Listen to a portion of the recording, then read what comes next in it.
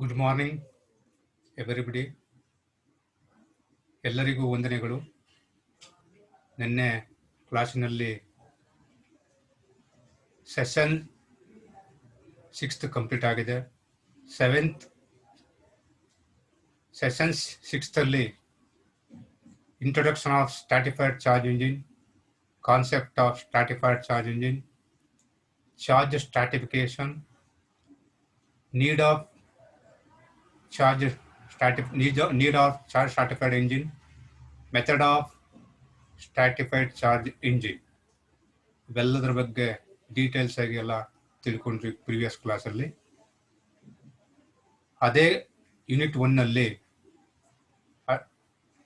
Different combustion chamber and stratified charge engine session 7 ಇವತ್ತಿನ content construction and working of stratified charge engine. Construction ಏನೇನಿದೆ ಮತ್ತೆ ಅದು ಹೇಗೆ work ಆಗುತ್ತೆ.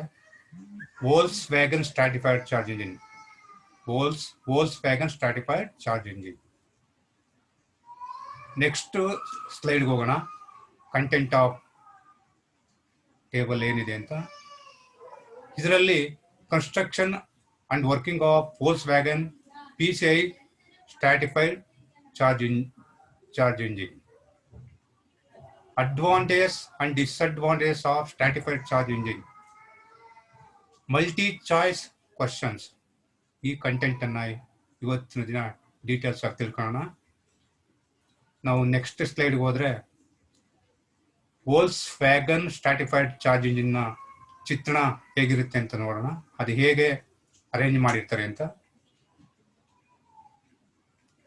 ಫಿಗರ್ ಸೋಲ್ಸ್ ವೋಲ್ಕ್ಸ್ವ್ಯಾಗನ್ ಸ್ಟ್ರಾಟಿಫೈಡ್ ಚಾರ್ಜ್ ಇಂಜಿನ್. ಇದು ವೋಲ್ಕ್ಸ್ವ್ಯಾಗನ್ ಸ್ಟ್ರಾಟಿಫೈಡ್ ಚಾರ್ಜ್ ಇಂಜಿನ್ ಚಿತ್ರಣ. ಈಗ ಯಾವ ಪಾರ್ಟ್ಸ್ ಎಲ್ಲೆಲ್ಲಿ ಅರೇಂಜ್ ಮಾಡಿದ್ರೆ ಅಂತ ನೋಡೋಣ. ನೋಡಿ, ಇಲ್ಲಿ ಸ್ಪಾರ್ಕ್ ಪ್ಲಗ್ ಇದೆ. Spark plug, injector, pre chamber, ಇದು ಪ್ರೀ ಚೇಂಬರ್, ಇದು ಪ್ರೀ ಚೇಂಬರ್ ಓಪನಿಂಗ್. ಇದು ಈ ಪ್ರೀ ಚೇಂಬರ್ ಇಂದ ಮೇನ್ ಕಂಬಷನ್ ಚೇಂಬರ್ಗೆ ಓಪನಿಂಗ್.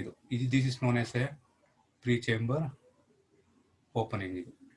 ಇದು main combustion chamber.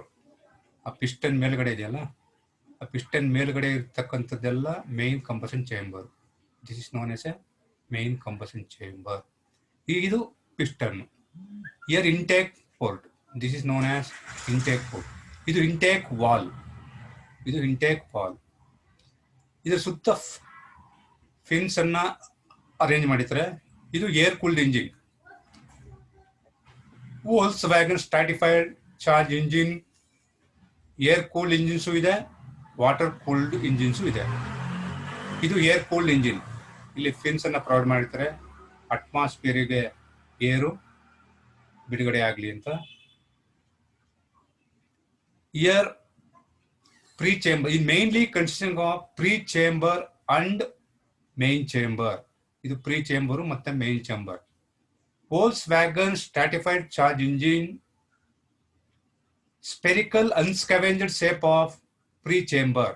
spherical unscavenged shape of sphere. ಈ ರೀತಿ ಶೇಪ್ ಇರುತ್ತೆ, spherical unscavenged shape ಅಂತ ಕರೀತಾರೆ. It comprises 25 to 30% compression volume. ಇದರಲ್ಲಿ ಎಷ್ಟು ಪರ್ಸೆಂಟೇಜ್ ಆಫ್ ವಾಲ್ಯೂಮ್ ಇರುತ್ತೆ ಅಂದ್ರೆ 25 to 30% ಆಫ್ ಕಂಪ್ರೆಷನ್ ವಾಲ್ಯೂಮ್ ಇರುತ್ತೆ. Remaining in the main chamber and pre chamber and main chamber is connected larger transfer passage. ಈ passage ಮುಖಾಂತರ ಇದಕ್ಕೆ ಕನೆಕ್ಟ್ ಮಾಡಿದ್ದಾರೆ. ಇದು passage. This is known as a passage. Injector and spark plug is arranged in a sequence of flow of direction. ಈ ರೀತಿ arrange ಮಾಡಿದ್ರೆ ಮಾತ್ರ ಈ ರಿಸ್ಟ್ ಮಿಕ್ಸರ್ ಸ್ಪಾರ್ಕ್ ಪ್ಲಗ್ ಹತ್ರ ಹೋಗಕ್ಕೆ ಅನುಕೂಲ ಆಗೋದು. ಸಪೋಸ್ ಹಿಂಗ್ ಬೇರೆ ಅರೇಂಜ್ ಮಾಡಿದ್ರೆ ಏನಾಗುತ್ತೆ, ರಿಸ್ಟ್ ಮಿಕ್ಸ್ಚರ್ ಸ್ಪಾರ್ಕ್ ಪ್ಲಗ್ ಹತ್ರ ಬರಲ್ಲ, ಬೇರೆ ಇನ್ನೆಲ್ಲ ಕಡೆ ಹೋಗುತ್ತೆ. ಆವಾಗ ಫ್ಯೂಯಲ್ ಕನ್ಸೂಮ್ ಜಾಸ್ತಿ ಆಗುತ್ತೆ. spark plug and injector is arranged in a sequence in the flow of direction. ಈ ರೀತಿ ಅರೇಂಜ್ ಮಾಡಿದ್ರೆ ಏನಾಗುತ್ತೆ, ಸ್ಪಾರ್ಕ್ ಪ್ಲಗ್ ಹತ್ರ ರಿಚ್ ಮಿಕ್ಸ್ಚರ್ ಬೇಗ ಹೋಗಕ್ಕೆ ಅನುಕೂಲ ಆಗುತ್ತೆ. ಈಗ ಮಾಡೋದ್ರಿಂದ spark plug is receive mixture produced by blending. Mixture is produced by blending of air flow with fuel is already dispersed. ಈಗ ಮಾಡಿದ್ರೆ ಏನಾಗುತ್ತೆ, over enrichment of surrounding of combustion chamber is lesser. Over enrichment ಆಗೋದನ್ನ ಕಡಿಮೆ ಮಾಡುತ್ತೆ. Over Richmond ಆದ್ರೂ ಕೂಡ ಏನಾಗುತ್ತೆ, fuel consume ಜಾಸ್ತಿ ಆಗುತ್ತೆ, ಫ್ಯೂಯಲ್ ಎಕನಾಮಿ ಬರಲ್ಲ. That is avoid over enrichment of surrounding of spark plug. Here total volume of fuel ಅಲ್ಲಿ ಏನಾಗುತ್ತೆ ಅಂದ್ರೆ, ಇದರಲ್ಲಿ in diesel engine petrol engine ನಾವು ತಗೊಂಡಾಗ ಪೆಟ್ರೋಲ್ ಇಂಜಿನ್ ಮತ್ತೆ ಡೀಸೆಲ್ ಇಂಜಿನ್ ಐದರ್ ಡೈರೆಕ್ಟ್ ಆಗಿ ಸಿಲಿಂಡರ್ ಇಂಜೆಕ್ಟ್ ಆಗುತ್ತೆ ಅಥವಾ ಮ್ಯಾನಿಫೋಲ್ಡ್ ಇಂಜೆಕ್ಟ್ ಆಗುತ್ತೆ. Volkswagen stratified charge engine ಏನಾಗುತ್ತಪ್ಪ ಅಂತಂದ್ರೆ, some part of fuel is injected to pre chamber. ಈ ಪ್ರೀ ಚೇಂಬರ್ಗೆ ಸಮ್ ಪಾರ್ಟ್ ಇಂಜೆಕ್ಟ್ ಆಗುತ್ತೆ. Some part of fuel is injected to inlet manifold inject ಆಗುತ್ತೆ. ಈಗ ಮಾಡಿದ್ರೆ ಏನಾಗುತ್ತೆ, to avoid rich mixture fuel ಅನ್ನ ಅವಾಯ್ಡ್ ಮಾಡುತ್ತೆ. ಎಲ್ಲಾ ಫ್ಯೂಯಲ್ ಡೈರೆಕ್ಟ್ ಆಗಿ ಪ್ರೀ ಚೇಂಬರ್ಗೆ ಆಗತ್ತೆ, ರಿಚ್ ಮಿಕ್ಸ್ಚರ್ ಆಗ್ಬಿಡುತ್ತೆ. ಅದಕ್ಕೋಸ್ಕರ ಏನ್ ಮಾಡಿತ್ತೆ ಅಂದ್ರೆ, ಅರ್ಧ ಅಮೌಂಟು ಪ್ರೀ ಚೇಂಬರ್ಗೆ, ಇನ್ನರ್ಧ ಅಮೌಂಟು ಇಂಟೇಕ್ ಮ್ಯಾನಿಫೋಲ್ಡ್ಗೆ. ಅದೇನಾಗುತ್ತೆ, ರಿಚ್ ಮಿಕ್ಸ್ಚರ್ ಆಗೋದನ್ನ ಅವಾಯ್ಡ್ ಮಾಡುತ್ತೆ. ಇಯರ್ ಇಂಜೆಕ್ಟರ್ ಏನ್ ಮಾಡುತ್ತೆ, end of compress stroke inject the fuel inject ಮಾಡುತ್ತೆ. ಇಂಜೆಕ್ಟ್ ಮಾಡಿದ ತಕ್ಷಣ ಏನಾಗುತ್ತೆ, ಇದು ಸ್ಪಾರ್ಕ್ ಪ್ಲಗ್ ಸರೌಂಡಿಂಗ್ ಹತ್ರ ಬರುತ್ತೆ, ಮತ್ತೆ ಗ್ಯಾಸಸ್ ಫಾರ್ಮ್ ಆಗುತ್ತೆ. ವೆನ್ ಬಿಕಮ್ ರಿಚ್ ಮಿಕ್ಸ್ಚರ್ ಆದ ತಕ್ಷಣ catch fire immediately, fire catch ಆಗುತ್ತೆ. The rich mixture burning first, that is help to burning of larger amount of lean mixture. ಇಲ್ಲಿ ಕಡಿಮೆ ಅಮೌಂಟ್ ಆಫ್ ಲೀನ್ ಮಿಕ್ಸ್ಚರ್ ಇರುತ್ತೆ. ಈ rich mixture burn start ಆಗಿ ಇದೇನ್ help ಮಾಡುತ್ತೆ ಅಂದ್ರೆ, larger amount of lean mixture ಇರ್ತಲ್ಲ, ಲೀನ್ ಮಿಕ್ಸ್ಚರ್ ಬರ್ನ್ ಆಗೋಕೆ ಹೆಲ್ಪ್ ಮಾಡುತ್ತೆ. ಬರ್ನ್ ಮಾಡಿ ಇಲ್ಲಿ ಓಪನ್ ಆಗುತ್ತೆ, ಪ್ರೀ ಚೇಂಬರ್ ಓಪನಿಂಗ್ ಆಗಿ that is burning take place. ಅಂದ್ರೆ higher degree utilisation of air using air also. ಇದು ಪೆಟ್ರೋಲ್ ಇಂಜಿನ್ ರೀತಿ ಹೈಯರ್ ಡಿಗ್ರಿ ಏರ್ ಯುಟಿಲೈಸೇಷನ್ ಮಾಡ್ಕೊಳ್ಳುತ್ತೆ. ಹೈಯರ್ ಡಿಗ್ರಿ ಯುಟಿಲೈಸೇಷನ್ ಆದಾಗ ಏನಾಗುತ್ತೆ, combustion takes completely, chances of unburn charge less in the combustion chamber, ಮತ್ತೆ knocking is also less. The combustion completely burn. This is the working principles of Volkswagen stratified charge engine. Next slide ಅಲ್ಲಿ ನೋಡೋಣ. Next content, ಇದು ನಾವು already ಹೇಳ್ದಂಗೆ pre chamber sphericals unscavenged shape ಇರುತ್ತೆ, ಮತ್ತೆ 25 to 30% ಕಂಪರ್ ratio of volume ಇರುತ್ತೆ. ಮತ್ತೆ injector nozzle and spark plug are arranged in a sequence in the flow of direction. ಯಾಕೆ ಅರೇಂಜ್ ಮಾಡ್ಬೇಕಂತಂದ್ರೆ, ಸ್ಪಾರ್ಕ್ ಪ್ಲಗ್ ಸುತ್ತ ಬೇಗ ರಿಚ್ ಮಿಕ್ಸ್ಚರ್ ಆಗಬೇಕು. ಅದಕ್ಕೋಸ್ಕರ arranged in a sequence in the flow of direction. Next, spark plug receive A mixture produced by blending of incoming air with fuel already dispersed in air.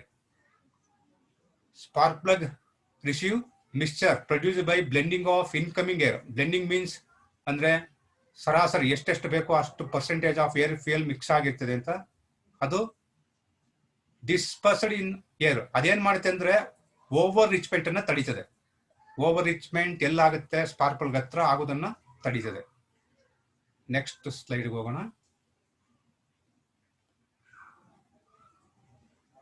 Rich mixture at spark plug under all operating condition. ಯಾವುದೇ operating condition ಅಲ್ಲಿ rich mixture ಅನ್ನ maintain ಮಾಡ್ತಾರೆ. ಯಾವಾಗಲೂ rich mixture in all other operating condition. When higher load ಇರಲಿ, lower load ಇರಲಿ, high speed ಇರಲಿ, low speed ಇರಲಿ, The rich mixture is present or provided surrounding the spark plug. All operating condition rich mixture provide spark plug sutta surrounding provide ಮಾಡಿರ್ತಾರೆ. Next content is next working principle ಮುಗಿತು. Next advantage and disadvantage of stratified charge engine. ಏನಿದ್ರ advantage ಮತ್ತೆ disadvantage of stratified charge engine? First advantage is it can tolerate wide quality of air. ಇದು ಎಲ್ಲ wide quality of fuel ಅನ್ನ tolerate ಮಾಡುತ್ತೆ. There is no change there efficiency if we use wide quality of fuel. ನಾವು wide quality of fuel ಅನ್ನ use ಮಾಡಿದ್ರೆ ಯಾವುದೇ performance ಅಲ್ಲಿ ಬದಲಾವಣೆ ಇಲ್ಲ. Nothing will happen. ಏನ್ ಪರ್ಫಾರ್ಮೆನ್ಸ್ ಕೊಡ್ತಿತ್ತೋ ಅದೇ ಪರ್ಫಾರ್ಮೆನ್ಸ್ ಕೊಡುತ್ತೆ. ದಟ್ ಟಾಲರೇಟ್ ಅದು ತಡ್ಕೊಳ್ಳುತ್ತೆ ವೈಡ್ ಕ್ವಾಲಿಟಿ ಆಫ್ ಫ್ಯೂಯಲ್ ಅನ್ನ. Next advantage is it can be easily operated on very lean mixture. Volkswagen stratified charge engine ಏನಾಗುತ್ತೆ ಅಂದ್ರೆ ಈಸಿಲಿ ಆಪರೇಟೆಡ್ ಲೀನ್ ಮಿಕ್ಸ್ಚರ್ಲಿ ಕಂಫರ್ಟಬಲ್ ವರ್ಕ್ ಮಾಡುತ್ತೆ ಮತ್ತೆ ಔಟ್ಪುಟ್ ಅನ್ನು ಚೆನ್ನಾಗಿ ಕೊಡುತ್ತೆ. ಲೀನ್ ಮಿಕ್ಸ್ಚರ್ ಅಲ್ಲಿ there is no change in the performance ಅಲ್ಲಿ ಯಾವುದೇ ಬದಲಾವಣೆ ಇಲ್ಲ. ಲೀನ್ ಮಿಕ್ಸ್ಚರ್ ಯೂಸ್ ಮಾಡೋದ್ರಿಂದ is work efficiently. Next advantage is octane requirement is comparatively low in particular high speed engine. ಹಾಗಂದ್ರೆ ನಾವು ಡೀಸೆಲ್ ಇಂಜಿನ್ಗೆ ಕಂಪೇರ್ ಮಾಡಿದಾಗ compression ratio in Volkswagen stratified engine is lesser. ಇಲ್ಲಿ ಲೆಸ್ಸರ್ ಕಂಪ್ರೆಷನ್ ರೇಷಿಯೋನ use ಮಾಡ್ತೀವಿ. ಆ lesser compression ratio use ಮಾಡಿದ್ರೆ ಏನಾಗುತ್ತೆ, octane requirement is also less. ಅದೇ ರೀತಿ ನಾವು diesel we used high compression ratio because that is compression ignition. ಅದು ಕಂಪ್ರೆಷನ್ ಇಗ್ನಿಷನ್ ಆದ್ರಿಂದ ಏನಾಗುತ್ತೆ, ನಾವು ಕಂಪ್ರೆಷನ್ ರೇಷಿಯೋನ ಜಾಸ್ತಿ ಕೊಡ್ಲೇಬೇಕು. ಆವಾಗ ಏನಾಗುತ್ತೆ, ಪ್ರೀ ಇಗ್ನಿಷನ್ ಆಗುತ್ತೆ. ಪ್ರೀ ಇಗ್ನಿಷನ್ ಆಗಿ 4 ಅಕ್ಕರ್ ಆಗುತ್ತೆ. ಅದು 4 ಅಕ್ಕರು ಮತ್ತೆ ಪ್ರೀ ಇಗ್ನಿಷನ್ ಈ ಸ್ಟ್ರಾಟಿಫೈಡ್ ಚಾರ್ಜ್ ಅಲ್ಲಿ ಆಗೋಕ್ಕೆ ಚಾನ್ಸ್ ಇಲ್ಲ. ಯಾಕೆಂದ್ರೆ here we using low compression ರೇಷಿಯೋನ ಯೂಸ್ ಮಾಡ್ತೀವಿ compare to diesel engine. Next advantage is it has low exhaust emission level. ಇದರಲ್ಲಿ ಕಡಿಮೆ ಕಂಪೇರ್ ಮಾಡಿದ್ರೆ. ಏನಕ್ಕಪ್ಪ ಅಂದ್ರೆ ದ ಮೇನ್ ರೀಸನ್ ಈಸ್ ನಾವು ಇಲ್ಲಿ ಯೂಸ್ ಮಾಡ್ತಕ್ಕಂಥದ್ದು ಲೀನ್ ಮಿಕ್ಸ್ಚರ್.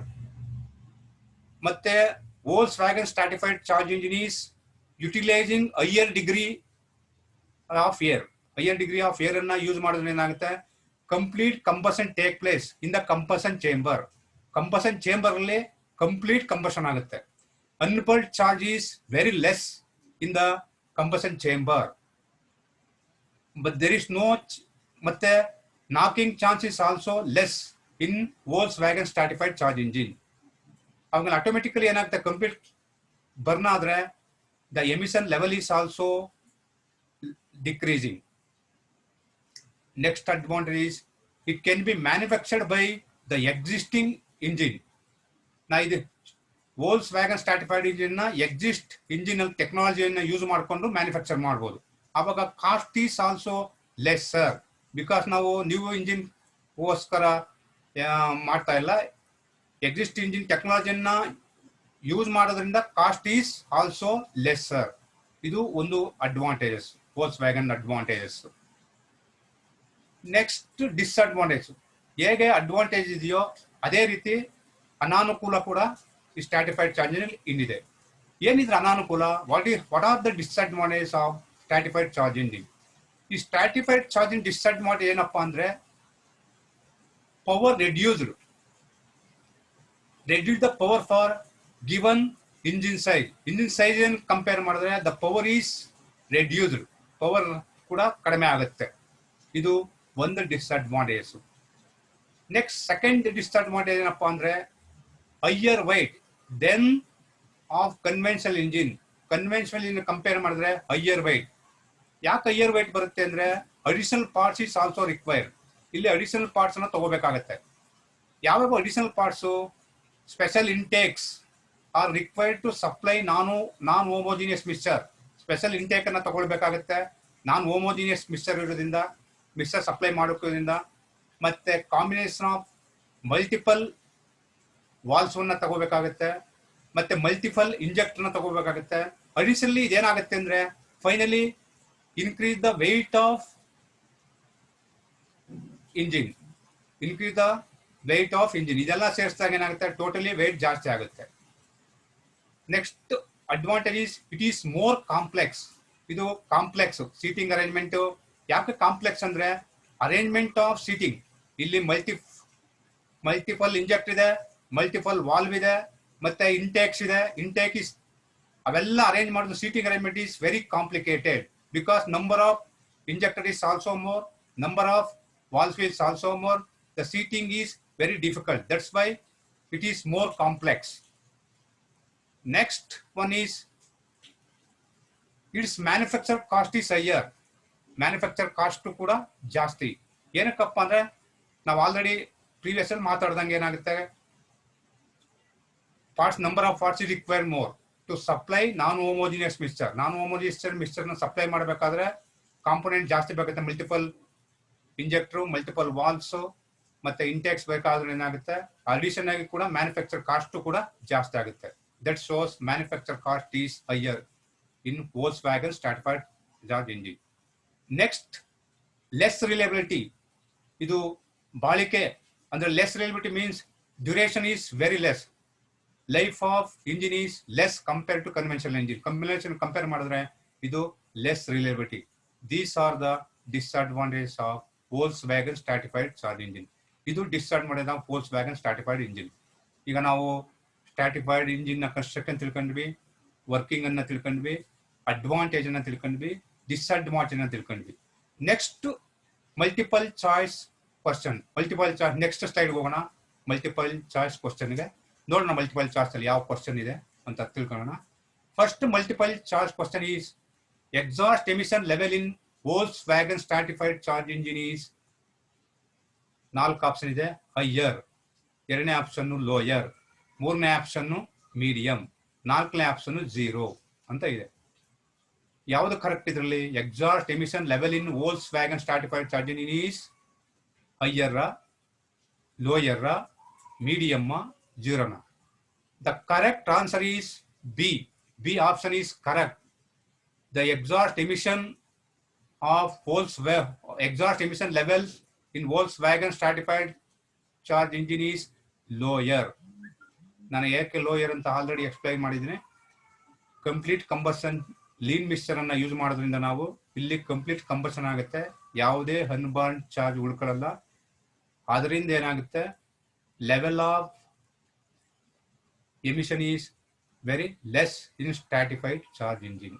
ಲೆವೆಲ್ ಅದರಿಂದ ಕಡಿಮೆ ಆಗುತ್ತೆ. ಅದರಿಂದ ಕ್ವಶನ್ ನಂಬರ್ 1ಗೆ B option is correct. Next ನೋಡೋಣ, ನೆಕ್ಸ್ಟ್ ಸ್ಲೈಡ್ ಅಲ್ಲಿ ಯಾವ ಕ್ವಶನ್ ಇದೆ ಅಂತ. Second question, Volkswagen Stratified Charge Engine pre-chamber comprises approximately 25 to 30% of the compression volume. ಇಲ್ಲಿ 2 ಆಪ್ಷನ್ ಇದೆ. ಟ್ರೂ ಒಂದನೇದು, 2ನೇದು ಫಾಲ್ಸ್. ನಾವು ಆಲ್ರೆಡಿ ಎರಡು ಚೇಂಬರ್ ಇರ್ತಕ್ಕ Volkswagen Stratified Charge Engine ಅಲ್ಲಿ ಆ 2 ಚೇಂಬರ್ ಅಲ್ಲಿ ಪ್ರೀ ಚೇಂಬರು 25ರಿಂದ 30% ಕಂಪ್ರೆಷನ್ ವಾಲ್ಯೂಮ್ ಅನ್ನ ಹೊಂದಿರ್ತದೆ. ಇದ್ದದ್ದು ಮೇನ್ ಚೇಂಬರ್ ಅಲ್ಲಿ ಮೇನ್ ಚೇಂಬರ್ ಹೊಂದಿರುತ್ತೆ. ಆದ್ರಿಂದ ಕ್ವಶನ್ ನಂಬರ್ 2ಗೆ A is correct answer. True is correct answer. ಈಗ ನೆಕ್ಸ್ಟ್ ಸ್ಲೈಡ್ ಹೋಗೋಣ. ಯಾವ ಕ್ವಶನ್ ಇದೆ ಅಂತ. ಮಲ್ಟಿಪಲ್ ಚಾಯ್ಸ್ ಕ್ವಶನ್ ಅಲ್ಲಿ 3ನೇ question, the main combustion chamber of Volkswagen engine contains squish surface. 2 option ಇದೆ. ಟ್ರೂ 1, 2ನೇ ಆಪ್ಷನ್ ಫಾಲ್ಸ್ 1. ಈ ಮೇನ್ ಕಂಬಷನ್ ಚೇಂಬರ್ ಅಲ್ಲಿ ಸ್ಕ್ವಿಸ್ ಸರ್ಫೇಸ್ ಇದೆಯಾ? ಮೇನ್ ಕಂಬಷನ್ ಚೇಂಬರ್ ಅಲ್ಲಿ ಸ್ಕ್ವಿಸ್ ಸರ್ಫೇಸ್ ಇಲ್ಲ. ಅದರಿಂದ only slide swirl is induced. Swirl ಅನ್ನು ಮಾತ್ರ ಇಂಡ್ಯೂಸ್ ಮಾಡಿರ್ತಾರೆ. there is no contains ಸ್ವಿಸ್ ಸರ್ಫೇಸ್ ಇರಲ್ಲ. ಆದ್ರಿಂದ ಎ ಈಸ್ ಕರೆಕ್ಟ್. 3ನೇ ಕ್ವಶನ್ಗೆ A option is correct. Sorry false. B option is correct. ಸ್ವಿಚ್ ಸರ್ಫೇಸ್ ಇರಲ್ಲ, ಕಂಟೈನ್ ಸ್ವಿಚ್ ಸರ್ಫೇಸ್ ಇರಲ್ಲ.